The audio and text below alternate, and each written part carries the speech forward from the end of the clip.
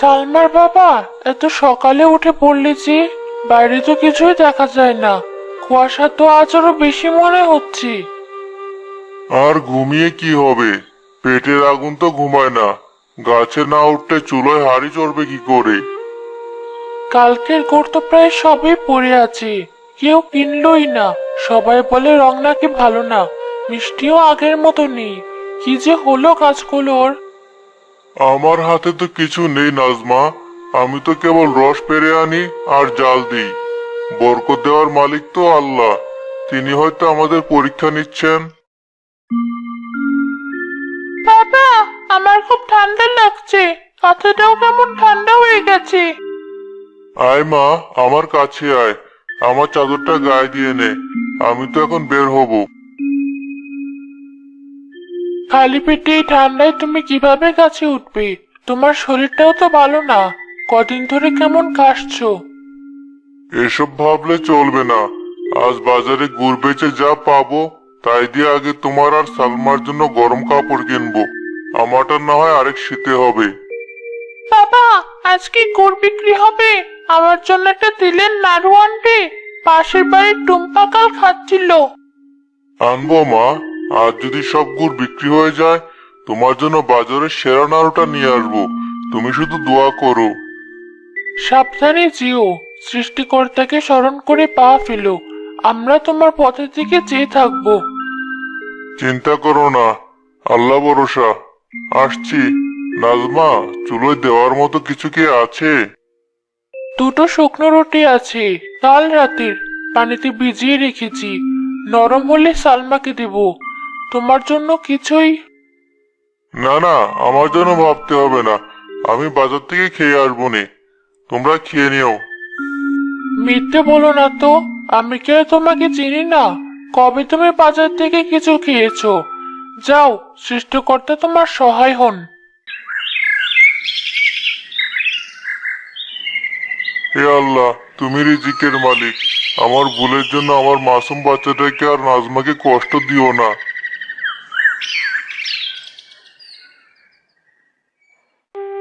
কেউ ওখানে? কেউ আছো? একটু সাহায্য করবে? কে? কে কথা বলে? এই কুয়াশায় তো কিছু ঠাহর করতে পারছি না। কে আপনি? আমি এক অভাগা পথিক বাবা। বহু দূর থেকে হেঁটে আসছি। শীত আর খিদেতে শরীরটা আর চলছে না। মনে হচ্ছে এখানেই পড়ে মরে থাকবো। না না, এমন কথা বলবেন না। মরা বাচ্চার মালিক আল্লাহ। কিন্তু আপনি এখানে এই অবস্থায় কেন? আপনার যাওয়ার জায়গা নেই? আমার কেউ নেই, কিচ্ছু নেই। পথই আমার ঘর। কিন্তু আজ শরীরটা বড় বেইমানি করছে। সারা রাত পেটে কিছু পড়েনি। ঠান্ডায় হাত পা অবশ হয়ে আসছে। আমার কাছে তো টাকা পয়সা কিছু নেই। আমি নিজেই এক গরিব গাছি। এই গুড়ের হাড়িটা বাজারে বেচতে নিয়ে যাচ্ছি। আপনার কি খুব খিদে পেয়েছে?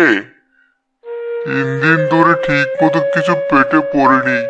একটু জল ছাড়া আর কিছু জোটেনি। এই নিন বাবা, এটা মুখে দিন। শরীরে একটু শক্তি পাবেন। গুড় খেলে শরীর গরমও হবে। এ তুমি কি করলে বাবা? বিক্রির জিনিস আমাকে দিয়ে দিলে? তোমার তো লোকসান হয়ে যাবে। তোমারও তো সংসার আছে। আমার লোকসানের চেয়ে আপনার জীবনটা বড়। একজন মানুষ চোখের সামনে ক্ষুধায় কষ্ট পাবে আর আমি লাভের হিসাব করব? এত বড় বেঈমান আমি নই। আপনি খান। সৃষ্টিকর্তা আমার ব্যবস্থা করে দেবেন।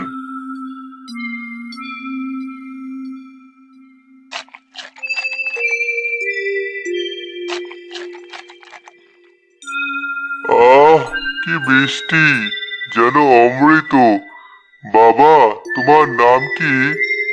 আমার নাম জাহির। প্রাণ বাঁচালে। আমি তোমার জন্য দোয়া করছি। যে হাত দিয়ে তুমি আজ আমাকে দান করলে, সেই হাতে সৃষ্টিকর্তা এত বরকত দিবেন যে তুমি দিয়ে শেষ করতে পারবে না। আমার এত কিছু দরকার নেই বাবা। শুধু আমার পরিবার যেন দুবেলা খেতে পায়, এটাই আমার চাওয়া। তুমি যা চেয়েছো তার চেয়ে অনেক বেশি পাবে। যাও বাবা, তোমার ভালো হবে। তোমার এই গুড়ের সুবাদ আজ থেকে সারা মলুকে ছড়িয়ে পড়বে। এই হাড়ির মিষ্টতা কোনোদিনও কমবে না। আপনি দোয়া করবেন। আমি এখন আসি, বেলা হয়ে যাচ্ছে, বাজার ধরতে হবে। হে উপরওয়ালা, তোমার এই দয়ালু বান্দার দিকে দয়ার দৃষ্টি দিও। তার ভাগ্যটা এই গুড়ের মতোই মিষ্টি করে দিও। কি জহির ভাই, আজকেও এসেছো? কাল তো শুনলাম একচাটা গরু বেচতে পারোনি। চেষ্টা করতে তো হবে মোর্শেদ ভাই। ঘরে যে দুটো পেট আমার পথের দিকে চেয়ে বসে থাকে। চেষ্টার আর কি আছে? তোর গুড়ের রং মরা, স্বাদ তেতো। ওই গুড় মানুষ কিনবে কেন? তার চেয়ে বরং আমার গুড় দেখ, যেন সোনার চাঁদ। সবই আল্লাহর ইচ্ছা বশির ভাই।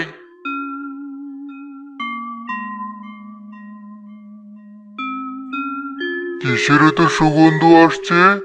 এমন মন ভোলানো গন্ধ তো আগে পাইনি। আরে, গন্ধটা তো জহিরের গোড়ের হাড়ি থেকে আসছে। কিরে জহির, আজ করে কি মিশে আসিস? কিছু না তো চাচা, যা প্রত্যেক দিন দেই তাই দিয়েছি।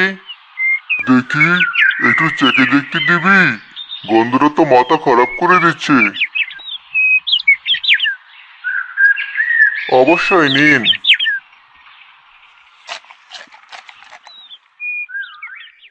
এ কি জিনিস খাইয়ে দিলি ভাই? এ তো গুড় নয়, এ তো অমৃত। এমন স্বাদ আমি আমার 60 বছরের জীবনে কোনোদিনও পাইনি। কি যা তা বলছো ভাই? ওর গুড় আমি চিনি, দেখি তো। এ এ কি করে সম্ভব? এ তো কি হলো বশির, কথা বন্ধ হয়ে গেল কেন? আমাকে দে তো একটু।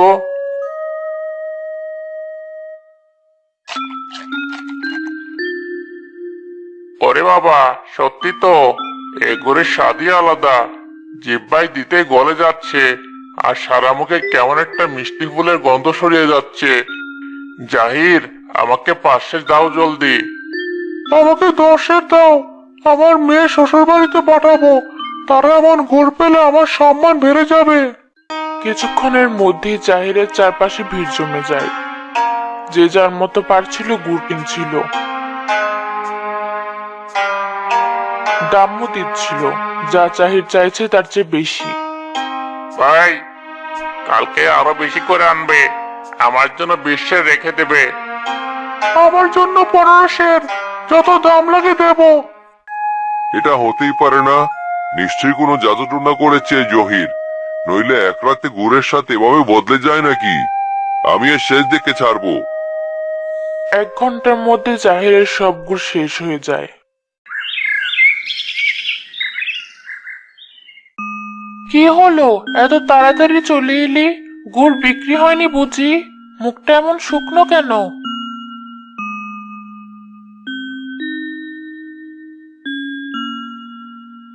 এ কি, এত ভারী কেন? এর মধ্যে কি? এত টাকা? তুমি এসব কোথায় পেলে? কোনো অঘটন ঘটাওনি তো? নাজমা, আল্লাহ আমাদের দিকে মুখ তুলে তাকিয়েছেন। আমাদের সব দুঃখের দিন শেষ। আর সব গুড় বিক্রি হয়ে গেছে। মানুষজন কারাগারি করে গুড় কিনেছে, দ্বিগুণ তিনগুণ দাম দিয়েছে।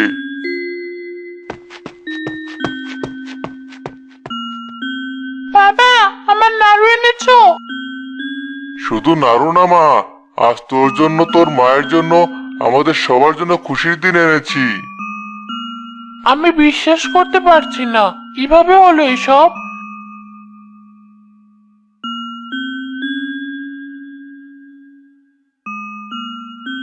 আমার মনে হয় সবই সেই সৃষ্টিকর্তার বাঁধার দোয়ার ফল। সত্যি? তুমি একজন ক্ষুধার্তকে নিজের বিক্রি জিনিস দিয়ে দিয়েছিলে? তখন আমার মাথায় অন্য কিছু আসেনি। লোকটার কষ্ট দেখে নিজের সব কষ্ট ভুলে গিয়েছিলাম। আমি তোমাকে নিয়ে গর্বিত। সৃষ্টিকর্তা দয়ালু মানুষকে কখনো নিরাশ করেন না। কিন্তু একটা কথা মনে রেখো, সৃষ্টিকর্তা যেমন দিয়েছেন তেমন কেড়েও নিতে পারেন। কখনো অহংকার করো না। আর ওই টাকা দিয়ে সবার আগে গ্রামের মুদি দোকানের বাকিটা শোধ করে এসো। তুমি ঠিকই বলেছো নাজমা। তুমি পাশে থাকলে আমার কোনোদিনও ভুল পথে যাওয়ার ভয় নেই।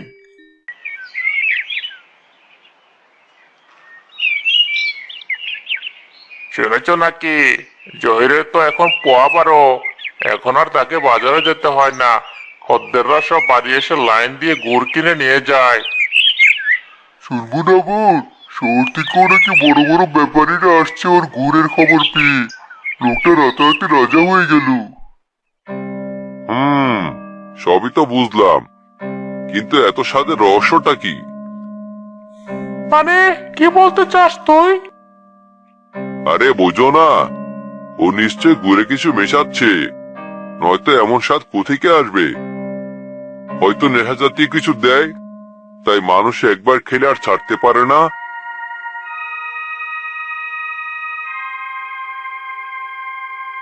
বশির, তোর মুখ দিয়ে সব সময় এত বিষ বের হয় কেন? আমি যা সত্যি তাই বলছি বুড়িমা। আপনারা একদিন টের পাবেন, যখন ওই জহিরের গুড় খেয়ে গ্রামের সবার অসুখ হবে। জাহিরের মনটা আয়নার মতো পরিষ্কার। ওর দয়ার শরীর, সৃষ্টিকর্তা ওর ভালো করেছে। এতে তোর এত জলে কেন? আমার জ্বলবে কেন? আমি তো গ্রামের সবার ভালোর জন্য বলছি। আপনারা ওকে মাথায় তুলে নাচছেন, কিন্তু ওর ভেতরে শয়তানটাকে চিনতে পারছেন না। ও জাদুটু না জানে।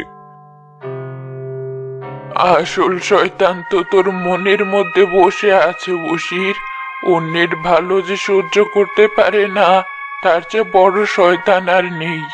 নিজের চরকায় তেল দে, দেখবি তোর গরু একদিন মিষ্টি হবে। বশির রাগে গজগজ করতে করতে উঠে চলে যায়।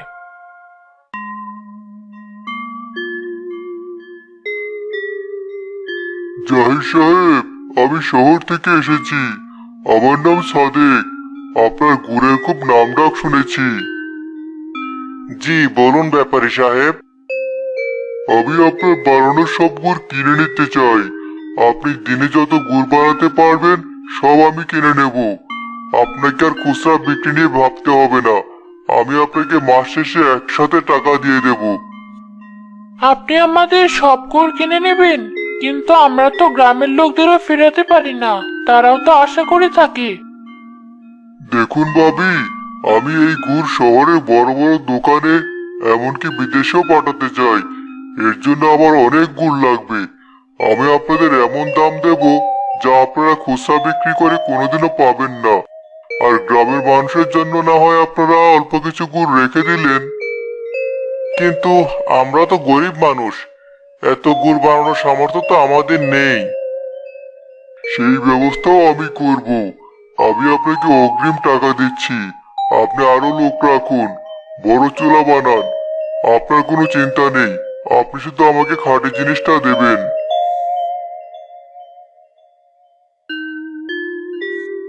আমরা রাজি, কিন্তু আমাদের একটা শর্ত আছে। আমাদের গুড়ের মান নিয়ে কোনোদিন কোনো আপোষ হবে না। এই তো চাই, আপনাদের সততাই আমাদের সবচেয়ে বড় মূলধন। আমি আজই আপনাদের অগ্রিম টাকা দিয়ে দিচ্ছি।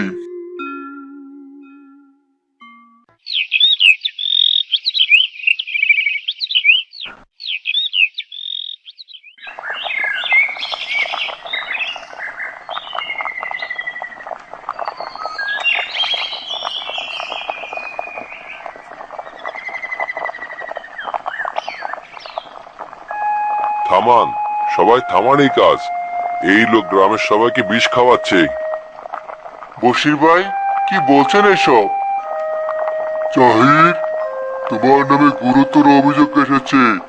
বশির বলেছে তুমি নাকি গুড়ের স্বাদের জন্য ক্ষতিকর রাসায়নিক মেশাও। আমি নিজে একজন ব্যবসায়ী, আমি খাঁটি জিনিস চিনি। জাহির সাহেবের গুড়ে ভেজাল থাকতেই পারে না। আপনি শহরের লোক, আপনি কি বুঝবেন? এ লোক একজন ধোঁকাবাজ। আমি নিজের চোখে দেখেছি ওকে রাতের আধারে কিসব সাদা গুঁড়ো মিশাতে। একদম মিথ্যা কথা বলবেন না।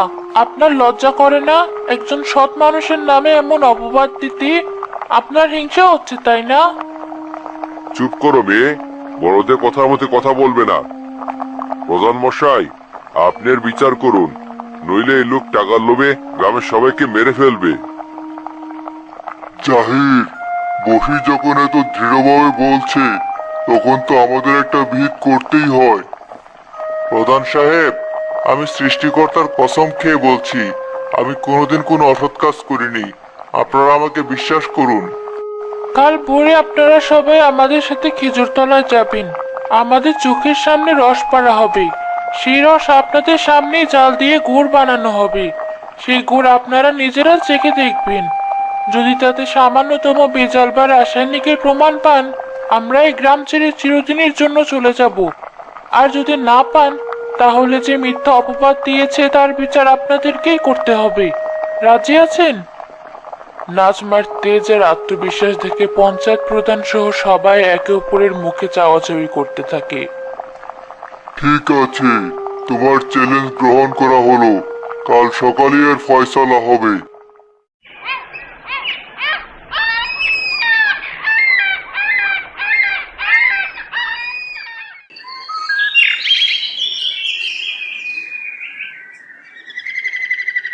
জাহিদ, আমাদের সবার সামনে গাছ থেকে রস নামাও।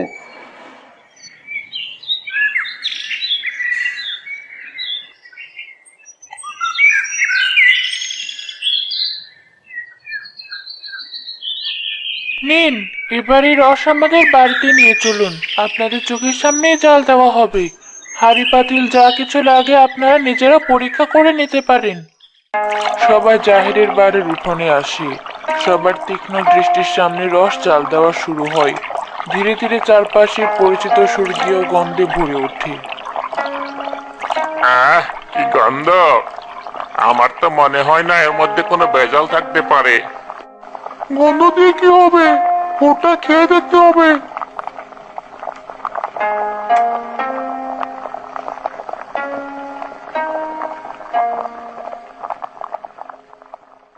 কয়েক ঘন্টা পরে গুড় শক্ত হওয়ার পর প্রথমে পঞ্চায়েত প্রধানকে দেওয়া হয়।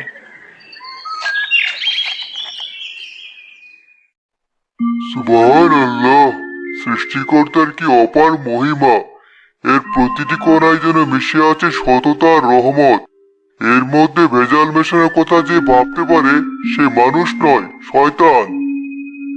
এরপর একে একে সবাই সে গুড় চেখে দেখে এবং সবাই এক বাক্যে স্বীকার করে যে এমন খাঁটি জিনিস তারা জীবনে খায়নি। কি হলো বশির সাহেব, এবার আপনার কি বলার আছে? বশির, তুই একজন ভালো মানুষের নামে এত বড় কলঙ্ক দিলি, তোকে শাস্তি পেতেই হবে। বশির, মিথ্যা অপবাদ দেওয়ার জন্য তোমাকে 100 গা বেতলাঘাত দেওয়া হবে এবং 1 মাসের জন্য সমাজচ্যুত করা হবে।